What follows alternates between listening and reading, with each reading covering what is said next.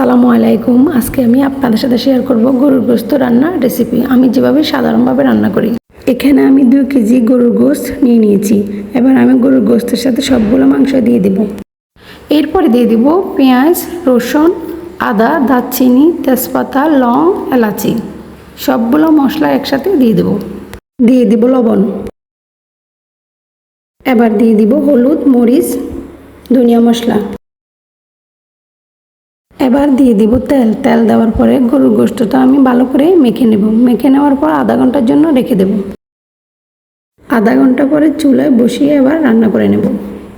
আর আমার এই রান্নার রেসিপিটা যদি আপনাদের কাছে ভালো লাগে প্লিজ লাইক, কমেন্ট, শেয়ার করে যাবেন। আমার রান্না করা শেষ হয়ে গেছে।